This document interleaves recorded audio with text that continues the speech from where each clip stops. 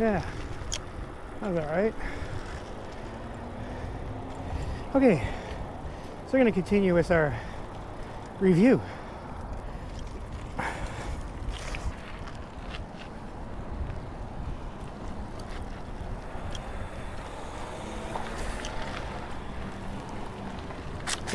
All right, so I'm gonna continue this review that I started a few days ago.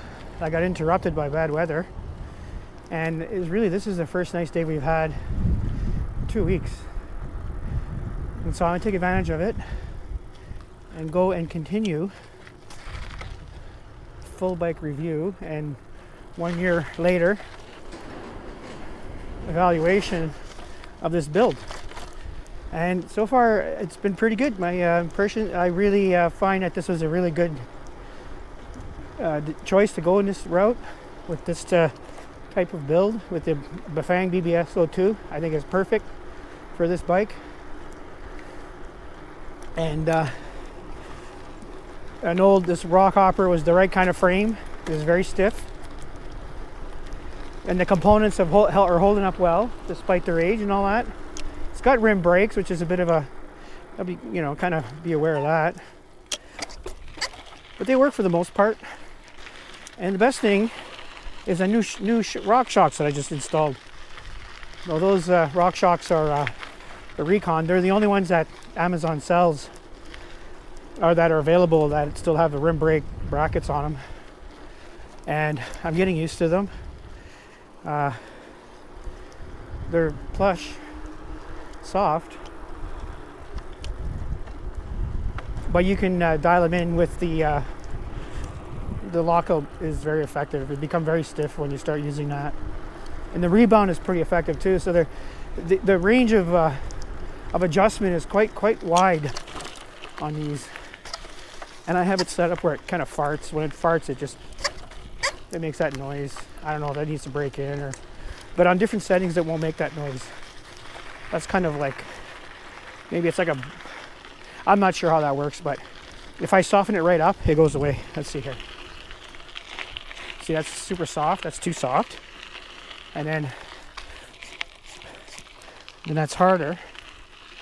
And then it's kind of like, not quite locked out, but. So in the middle, it makes this little squeaky noise. But that's kind of where I like it. So maybe it'll break in. I don't know. If you have these shocks, let me know.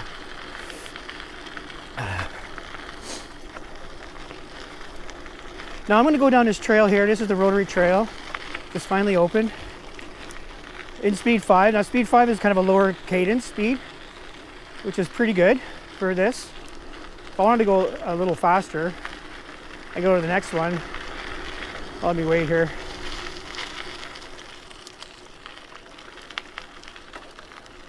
Beautiful day in the forest here. The leaves haven't budded much yet. Just starting. Hello. Sorry. That's okay. And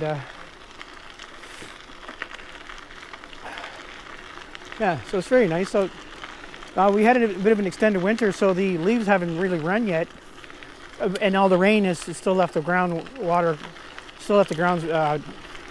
wet, so that there's not very high fire hazard compared to Alberta, because I guess they had an extended winter as well, which means the ground stays frozen longer, which takes longer for the sap to rise up in the trees.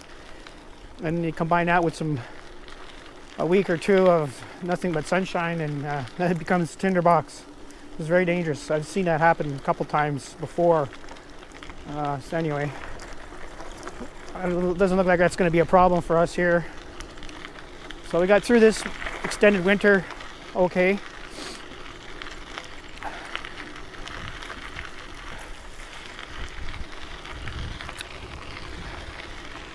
All right, so I'm going to open it up here. So I got new tires, and I don't like more of a cross-country kind of tire. They're not really aggressive tread, so I got to be careful of that. I might have should have gotten one extra. Like you got to do a trade-off, like more knobby, less roll resistant. But I think more knobby is probably the way to go on my next set of tires. So I'm going to go knobbier. So I'm going to bring it up. So now on speed 6, my cadence goes up a little higher, which is more suitable for like roads. It's a little fast here, but what I'm coming towards is this climb right up here, and I'm gonna bring that to 7, gear down, and give her. Now my cadence is up. Cool.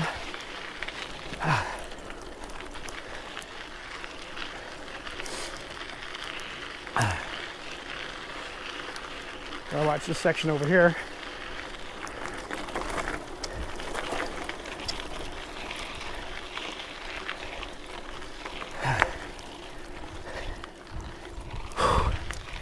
Oh my God. All right. So that's a pretty good workout. Whew.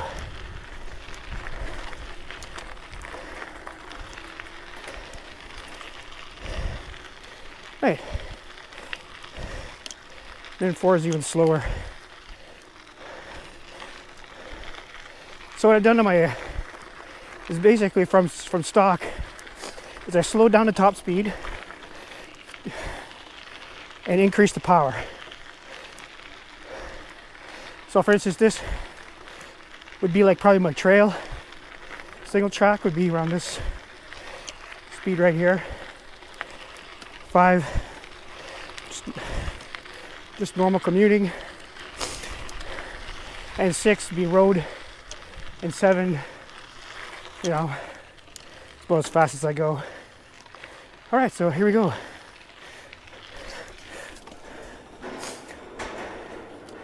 Whew. Oh, look, it's lovely up here.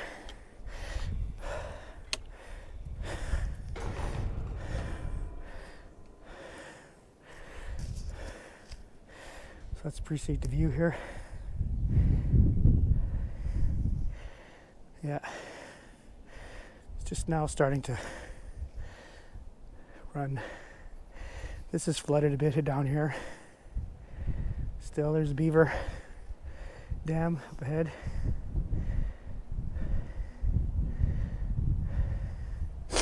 But, all right, let's go back down. We're gonna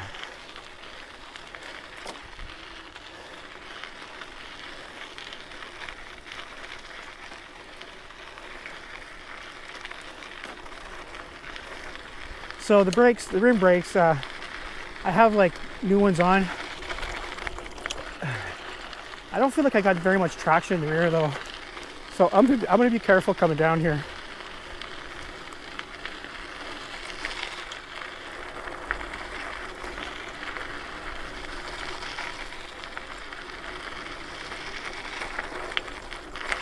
Yeah, relaxed.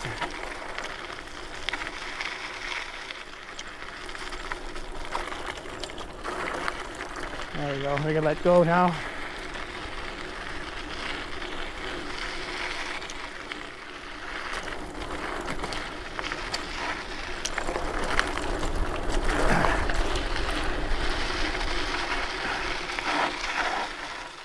Yeah, I had better braking performance last year, so I have to improve that because I was able to stop completely and not continue on like this last year. So I'm definitely going to do something about the brakes. I'm going to think about what I'm going to do. Maybe look for better pads because I had better performance. Could be the rims maybe need some kind of treatment. But here the water's high. We're just getting a look at it here. There. Anyway, so just let's look at this wonderful view here. This is wild. So you can see at the top, you can see the beavers were holding some of this water back.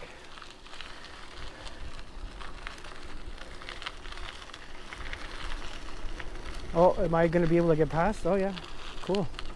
Wow, this is wild.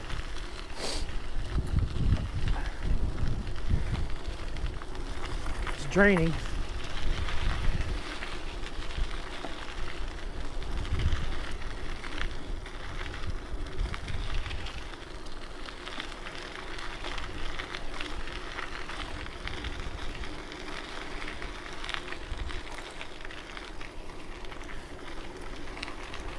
is a nice ride. I really like this part right here. So I'm going to stop somewhere and I'm going to go over the bike from top to bottom there after when I reach my destination. Coming up, right? Fat bike rider. We're going to see more guys like us terrorize these trails.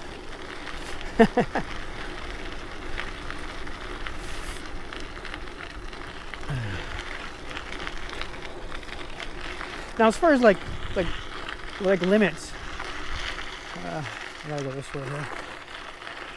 As far as like limits, when it comes to like speeds and all that, I like this particular bike is like legal everywhere, like this attachment here, and I have it set up, you know, to match the bike.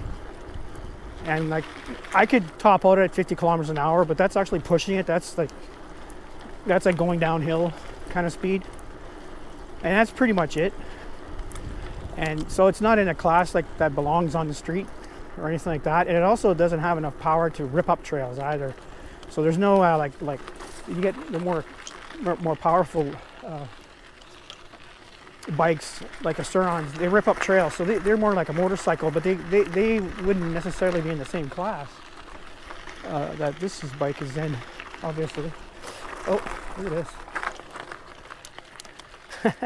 So here we are at a BMX track.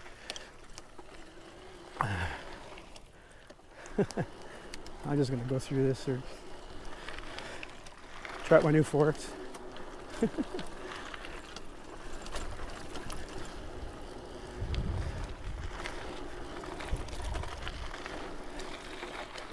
This is fun.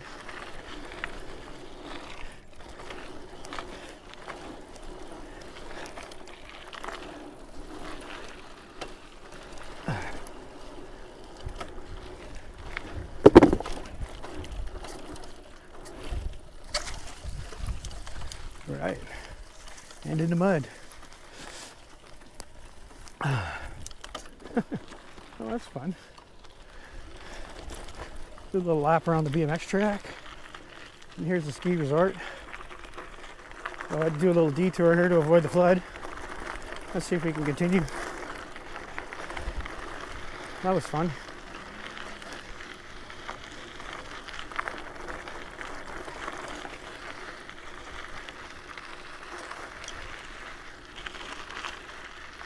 Oh yeah, there we go, back on the trail.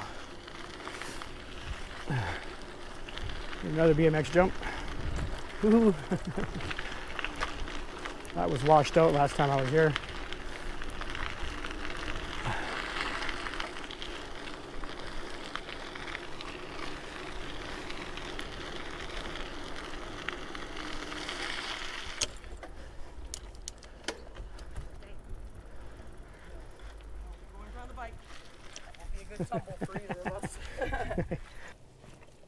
Let's continue here. Okay, so let's talk about this bike for a bit. Starting with the frame. So I got this frame used from down south. It's a 2002 Specialized Rockhopper attached with a Bafang BBS02 with a 13 amp hour battery. I get about 2.5 hours of usage, 40 to 50 kilometers, 25 miles. It's a low capacity battery, but it fits. It's the only way that I can get it in there. And you can see the way I have it attached with these zap straps that go around and hold it in. And I have it securing the battery as well. And so that becomes one solid unit.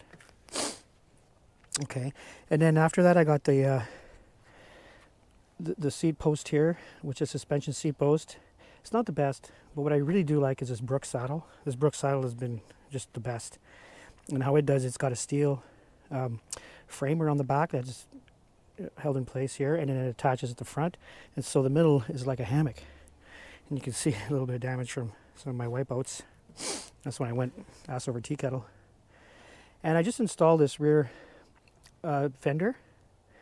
It's not very pretty, but it does the job. And it just basically shoved under this rack that I use for groceries and stuff like that. Let's see. And I got the brand new RockShox that are on here. They're really nice for this bike. And I also managed to extend the handlebars. I got them to raise them up by putting more spacers in here, and I have this wake stem which angles it up as well.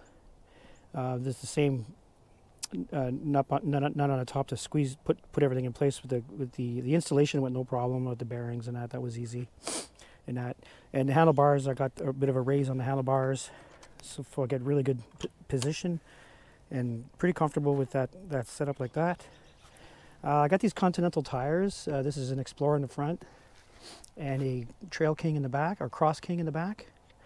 They're not very knobby, and I think I probably would prefer a more aggressive tire, so that's the one thing I might change. The other thing that's important when you're buying a bike like this is you have to make sure that you have space for your shifting cable. I don't know if you can see here, but the shifting cable comes underneath here, and it continues on between the motor and the frame. And the other thing you got to consider with these bikes is you got to make sure that you have clearance with your front sprocket and the chainstay. And in my case, I got very little clearance, and I had to extend this out by using washers. I use nylon washers, and there's a bit of play, that's just what I had, and I thought that'd be good for use. And okay, so the other thing I did this year is I put a new chain on there. So there's a SRAM chain, and also a SRAM rear cassette in the back. I had to replace those at the same time because I had worn it out. I broke the tooth on my other cassette after a season, so they last about a year. So this is my third chain, and it wouldn't be my third chain had the first time I had gotten the shifter, the shifter sensor, which I think is very important. This cuts out the torque while it shifts gear, and then reintroduces the torque, kind of like, not abruptly, but ramps it up, and that really does help save the chain. Because what happens if you put too much torque while it's shifting, you'll cause a stiff link, and that's what I did with my other chain. My first chain when I didn't have the shifter sensor, is I was creating stiff links, and then I had to mess around with that, and then ended up changing the chain and sprocket out as well then. And so the second chain, second sprocket, second set of pads, and I got to do something about these pads. I need to upgrade these. I could upgrade. The problem with upgrading to rim brakes or to disc brakes is I don't have the attachment flanges for the brakes, so I have to get new wheels. So I'd have to get entirely new wheels in order to do that. And that's kind of one of those things where I'm not sure. I mean, almost have to get a new bike. Just put a whole new frame, whole new bike system for $500-600. Again, just a 10-15-year-old bike like this is or continue to build on it. I don't know if it's worth doing that. So there's that, and I can't think of much else to talk about here. Oh, there's the front here. Basically, this rear view mirror has been great. It withstands shock. I've taken wipeouts on it, and it's fine. This lamp has been really bright. It's excellent, and also my phone holder here also has a GoPro mount, but it's I don't know. I might want to get something different here because the phone is wiggling around. Although I had tape around these before, and maybe if I put shrink or tape, it'll help hold it better. And for the lock, this is the lock I happen to have because it fits. I'd like another solution. But the thing is, when I lock up my bike, I don't leave it lying around. I put it in front of a store, and then I'm never far away from it. So it's not like I leave it and then go somewhere and then come back, hours later. So I keep it in my basement apartment. Other than that, and the other thing is I have a light tucked in under here. And that's about it. Second set this is a new tire as well here, a new wheel in the back. My other one I was breaking spokes, so I changed that. I really can't think of anything else. I really like this bike. I like the sport. I like the way it's set up right now. And so, how about we get into it and enjoy the ride back? All right, I'll just let you enjoy the ride and the scenery.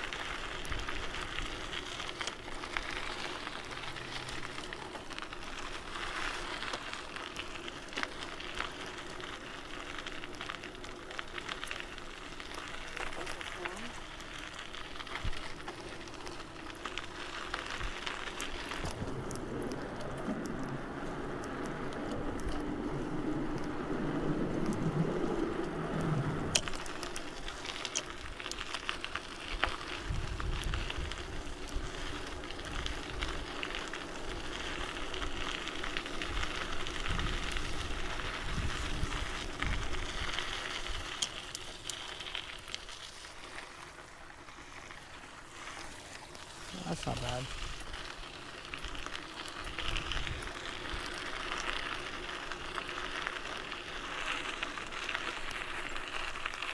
So this is the Rotary Park right here.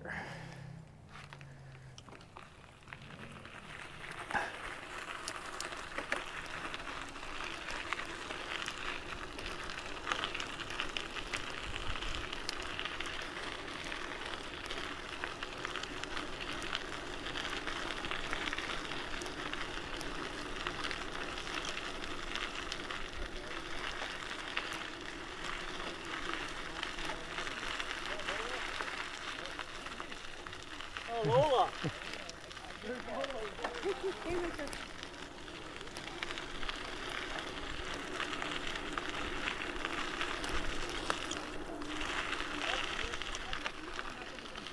Grab it. Okay, just lift this up. Okay, go get it.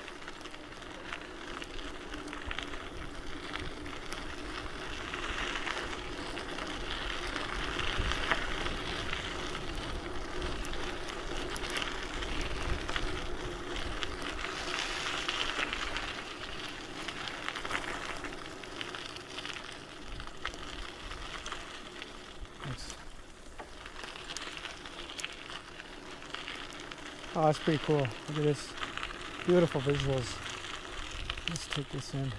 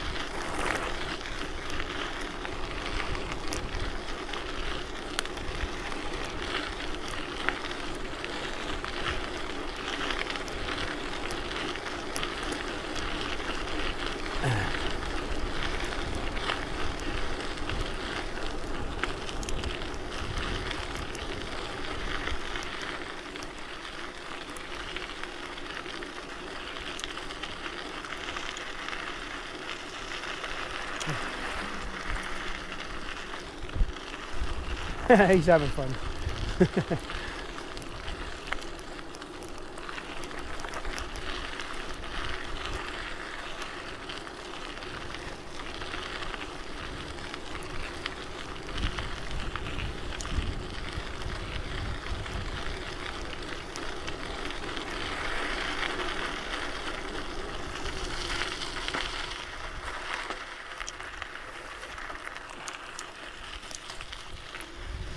Oh, that was very nice. Hope you enjoyed that.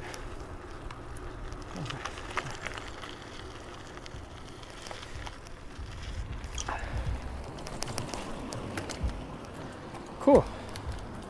Right on. So anyway, I'm really much enjoying this sport. Enjoying this lifestyle. I'm able to manage just fine for the most part. When I do have to do shows, I just rent the vehicle. I make that a condition of the client. Rent me a truck and I'm on my way. And I usually go along with that. Well, I got a series of gigs coming up in the summer. I hope to be going a few different places and I'll be able to do videos from other locations. We'll see how that develops. But for now, we'll just sign off. And please like and subscribe. And I hope you enjoyed the ride.